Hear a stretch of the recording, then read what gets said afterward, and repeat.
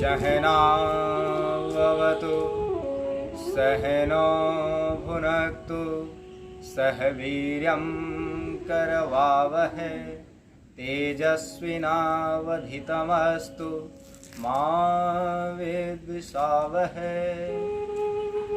ओम नमस्कार। आप सभी योग प्रेमी भाई बहनों को मेरे प्रवीण पतंजलि योग यूट्यूब चैनल में स्वागत है। आज मैं आप लोगों को एक बहुत ही गंभीर विषय जो कि लगभग आज सभी इससे पीड़ित हैं, वह है कब्ज की समस्या। कब्ज से गैस, पेट खराब, किस्तों में शौच जाना, बार बार गैस छूटना, मीटिंग में हैं, बैठे हैं और समाधि लगाकर आराम से छोड़ते हैं लोग, है कि? तो पेट गड़बड़ की समस्या से आज सभी परेशान रहते हैं। तो आज कुछ वैसे अभ्यास, योगासन भी और कुछ एक्सरसाइज जो हमारा व्यक्तिगत रूप से एक्सपेरिमेंट है, अनुभव है कि वैसे अभ्यास करने से बहुत हद तक लाभ मिलता है। क्योंकि कब्ज, आप जो कुछ खाए यदि आमाशय में ही नहीं पचा, अंदर नहीं गया, तो आपको खट्टी ढकारें आती है, वो फिर अंदर से जलन सा महसूस होता है। अगर जो नीचे गई तो फिर अगर जो बड़ी आंत से अच्छे से पेट साफ नहीं हुआ तो फिर गैस बनता है। तो और वो सबसे मूल समस्या यही हो जाता है, क्योंकि गैस ही शरीर में सारे रोग का मूल कारण है। पेट सफा तो हर रोग दफा। तो क्या है कि गैस जब यहाँ बना, यही गैस जब ऊपर चढ़ा तो हार्ट में समस्या आती, फेफड़े में समस्या आती, कहते हिक जल रहा, कंठ में आती तो यहाँ जलन हुआ, ऊपर गया तो माइग्रेन पेन, सर दर्द, पीछे गया तो सर्वाइकल, कहीं वह गैस यदि स्पाइन में चला गया तो रीढ़ की समस्या हो जाती, नीचे गया तो स्लिप डिस्क की समस्या, यहाँ कमर के पास में L4 L5 में, या वो तो फिर और अलग अलग कारणों से होते हैं, लेकिन गैस मूल कारण होता है क्योंकि मूल में वात है, वात के प्रकोपित हो जाती है। नीचे आई तो घुटना दर्द, अर्थराइटिस, बहुत से कारणों से आपको जूझना पड़ता है। तो आज मैं कुछ वैसे अभ्यास को, एक्सरसाइज को बताऊंगा जिससे कि आपको विशेष लाभ मिलेगा। तो चलें यह अभ्यास को प्रारंभ करते हैं। सबसे पहले आप जो भी कहीं भी कोई भी एक्सरसाइज करते हो, दौड़ते धूपते हो, कुछ भी करते हो, ये करने के बाद थोड़ा एक एक्सरसाइज है जिसको कहा जाता है एक अभ्यास, जो कि सो करके, और इसे अर्ध हलासन के नाम से भी जाना जाता है।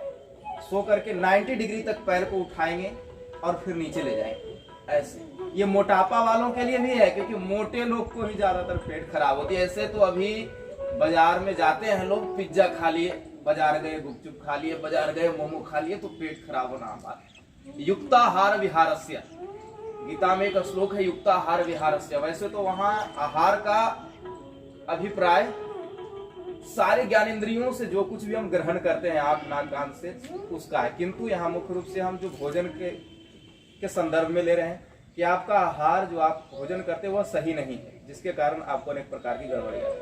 तो इस अभ्यास को करने के कम से कम 10 से 20 बार करें।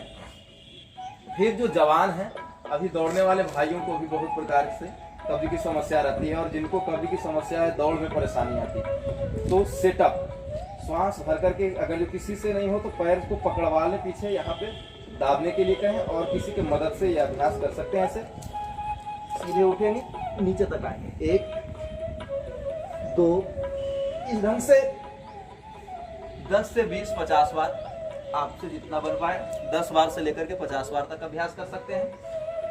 3 सेट, यानी कि एक अर्ध हलासन, एक पूरा पैर फैलाकर सेटअप, और दूसरा ये। इसमें भी आप किसी का मदद ले सकते हैं, क्योंकि डायरेक्ट आपसे होगा नहीं, तो पैर पे यहाँ पे किसी को दाबने के लिए कर सकते हैं। और फिर ये 1 2 3, इस प्रकार से आप मदद ले सकते हैं। ऐसे 1 2 3, ऐसे इस ढंग से आप 10 बार 20 बार, और नहीं तो अगर जो फिर धीरे धीरे सामर्थ्य बन जाएगा तो आप मेरी तरह से फ्रीली ऐसे, सामर्थ्य बनने के बाद फिर तो आप ऐसे मेरी तरह से भी कर सकते हैं, ये ऐसे कर सकते हैं। तो इस अभ्यास के बाद अब करेंगे कॉन्स्टिपेशन के लिए अगला अभ्यास, पादवृतासन। पेट पर जिससे भी प्रभाव पड़े वो सारे अभ्यास चाहे मोटापा वालों के लिए भी है और कॉन्स्टिपेशन वालों के लिए भी। 10 से 20 बार बारी बारी से ऐसे घुमाते हैं, फिर दोनों पैरों से एक साथ पूरा बड़ा सा गोल, छोटा नहीं बड़ा, पूरा पीछे लाइए, पूरा आगे ले जाइए, फिर उल्टा घुमाइए। 10-10 बार उल्टी सीधी कर लेते हैं, उल्टा और सुल्टा। फिर वृत्तासन, ऐसे पैर को बिल्कुल ऐसे बिल्कुल सीधे घुमाएंगे, उल्टा भी और दूसरे तरफ से इसी ढंग से दूसरे पैर को घुमाएंगे, ऐसे इधर से घड़ी की दिशा में और घड़ी के विपरीत दिशा में, दोनों तरह से एक एक पैरों से अभ्यास कर लें। पेट पर प्रभाव जिससे पड़े तो आपका पेट साफ होगा। ऐसे ये दोनों पैरों से एक साथ। ये मोटापा वालों के लिए भी है और कॉन्स्टिपेशन वालों के लिए भी, गैस कब्ज वालों के लिए ये अभ्यास। ऐसे ये हो जाने के बाद आप उत्थित पादासन, उत्तान पादासन, ऐसे यहाँ पर रुककर थोड़ा देर रुके, जमीन से पैर को थोड़ा ऊपर 1 फीट 1.5 फीट ऊपर करके थोड़ी देर रुकने का प्रयास। जब तक क्षमता है रुक कर रहेंगे, तो धीरे धीरे वापस अगले अभ्यास में नौकासन, सबसे कॉन्स्टिपेशन के लिए सबसे महत्वपूर्ण अभ्यास। दोनों हाथ को सीधा और ये जब तक क्षमता है रुक कर रहें। दृष्टि बिल्कुल आपके अंगूठे पे, हाथ बिल्कुल सीधा, पैर सीधा। धीरे धीरे वापस। आपको इसको 2 से 3 सेट करना है, 2 से 3 बार करना है। दीर्घ नौकासन का भी अभ्यास कर सकते हैं। दोनों हाथ पीछे, दोनों पैर सामने और ऐसे वापस अपनी स्थिति में। और फिर आप पवन मुक्तासन, ये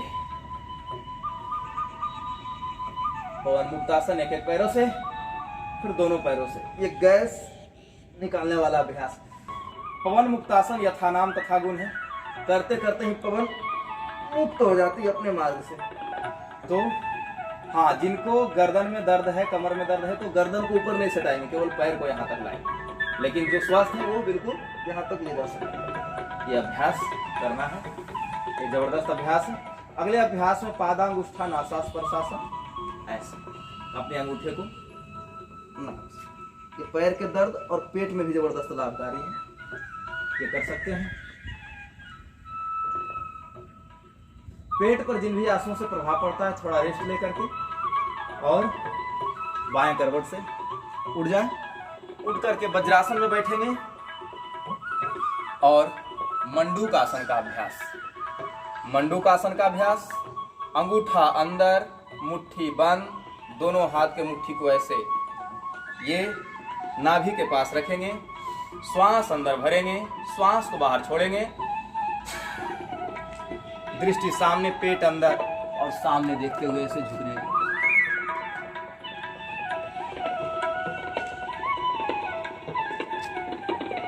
अगर जो आप नीचे तक जा सकते हैं नीचे भी जाएंगे, और नहीं तो सामने देखें। फिर श्वास भर के ऊपर ऐसे।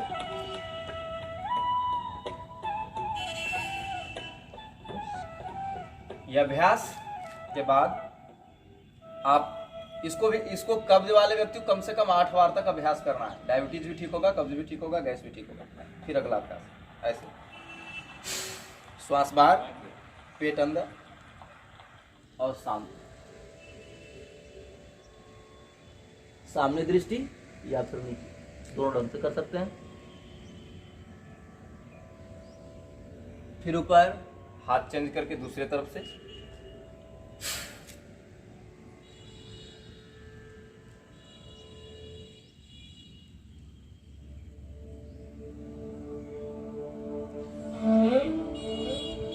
ये अभ्यास। इसके बाद आप वक्रासन का अभ्यास कर सकते हैं। दोनों पैर को सीधा, दोनों हाथ पीछे, जो पैर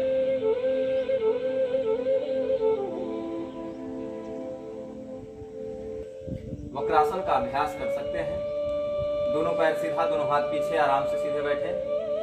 एक पैर को मोड़िए, जो पैर सामने खुला हुआ है उस तरफ के हाथ को ऊपर, अपने के घुटने से इधर नहीं पकड़ना है बल्कि इधर से ऐसे पकड़ना है और इसको घुटने को पकड़ना है, और जो हाथ पीछे इसके तरफ से पीछे लेना है। ये आपके आंतों को बिल्कुल ऐंठती है। जैसे गंदे कपड़े से, अगर जो गंदे कपड़े को यदि पानी से धोया जाए तो क्या होता है, उससे जितनी भी गंदगी है सब बाहर आती है, वैसे हमारे आंतों को ऐंठती है, बिल्कुल ऐसे। एक पैर बिल्कुल मूल में, दोनों हाथ पीछे, जो पैर लंबा उस तरफ के हाथ को सामने और ऊपर करेंगे, इधर से ऐसे और इधर देखेंगे। थोड़ी देर रुकने का प्रयास, श्वास बाहर रोककर फिर वापस अपनी स्थिति में आ जाते हैं। जो युवा है जिनकी शरीर में फ्लेक्सिबिलिटी है, वैसे तो उनको कब्ज होती नहीं है, लेकिन यदि फिर भी तो आप इसमें अर्ध मस्तेंद्र आसन का भी अभ्यास कर सकते हैं, ऐसे और इधर से ऐसे। ये अभ्यास दोनों हमारे नियमित दैनिक अभ्यास क्रम में भी जाकर के सीख सकते हैं, वहां से वीडियो देख करके ये अभ्यास वहां पर बिल्कुल अच्छे से बताया गया है। तो दोनों तरफ से इसको बारी बारी से अर्ध मस्तेंद्र आसन। प्रारंभ में घुटने पकड़े, यहाँ पकड़ जाता है तो पकड़ लें, और यह पीछे और बिल्कुल पीछे, ये वापस। तो इतने सारे अभ्यास को यदि आप नियमित रूप से करते हैं तो आपका कब्ज सही होगा। दूसरा कुछ मैं बता दूं कि आपको खान पान में थोड़ी सी बदलाव लानी है। जितने भी चिकना युक्त पदार्थ हैं, जो स्पाइसी खाना है, थोड़ा खाना कम कर दें। भोजन के पहले या सुबह में एक सेव, भोजन के बाद एक अमरूद का प्रयोग करें, चना, मूंग, अंकुरित अनाज का प्रयोग करें। ये सब भोजन आप अपने डाइट में थोड़ा सा सुधार लाएं तो आपका कब्ज, जब तक आप देखिए, जब तक आप रोगी हैं तब तक आपको अपने हितकारी भोजन करना, जो आपके शरीर के लिए हितकर है। दूध में बहुत ताकत है, सभी जानते हैं, लेकिन अब दूध हमें पचे ही नहीं तो हमारे लिए वो हितकारी नहीं है। दूध आपको पचे नहीं तो आपके लिए हितकारी नहीं है। हाँ, दही जबरदस्त चीज है। दूध ऐसे भी डाइजेशन में दही बनता है पेट में जाकर, तो आप दही खाएं। कब्ज वाले व्यक्ति को सुबह दही जरूर खाना चाहिए। अंकुरित अनाज का सेवन करें, दही खाएं। हाँ, यदि आपको ठंडा असर करता है तो दही में थोड़ा सा अदरक का रस मिला सकते हैं, ये आप कर सकते हैं, ताकि आपको उससे, और उसमें काला नमक नहीं, नमक तो दही में नहीं डालना चाहिए, क्योंकि उसका जो बैक्टीरिया होता है नमक के प्रभाव से वो मर जाता है। तो आप यानी कि वो दही नहीं खा रहे हैं, लाशों का ढेर खा रहे हैं, तो दही में नमक डालकर नहीं खाना चाहिए, वो विरुद्धाहार है। आप फल में पपीता खाइए, पपीता जबरदस्त चीज है। बहुत भयंकर से भयंकर कब्ज है तो एक आध दिन केवल पपीता खाइए, केवल पपीता, दूसरा कुछ नहीं खाना है, केवल पपीता ही पपीता खाना है। कल है ना, पपीता ही पपीता खाना है, दूसरा कुछ भी नहीं खाना है। तो ऐसा आप कीजिए। सर्वकल्पवात, इसका आप काढ़ा पी सकते हैं, या रात में सर्वकल्पवात फूलने के लिए दे दें पानी में, सुबह उठ करके वही पानी को पिए। तो सुबह उठ करके पानी पिए, गर्म पानी हो सके तो पिए, उसमें थोड़ा सा आंवला, एलोवेरा और गोधन अर्क मिला सकते हैं। गोधन अर्क कॉन्स्टिपेशन के लिए जबरदस्त उपचार है। दूसरी बार में आप त्रिफला का रात्रि में सोने के समय में प्रयोग कर सकते हैं। इसके लिए रात्रि में त्रिफला, सुबह गर्म पानी के साथ आंवला, एलोवेरा, गोधन अर्क का प्रयोग। रात्रि में त्रिफला, दिन में दही, सेव, फल, खाने से पहले सेव, खाने के बाद अमरूद। ज़्यादा कॉन्स्टिपेशन है तो केवल पपीता खा लें, दही खाएं। ये सब प्रयोग करके आप ठीक हो सकते हैं, बिल्कुल स्वस्थ हो सकते हैं। ओम नमस्ते, धन्यवाद।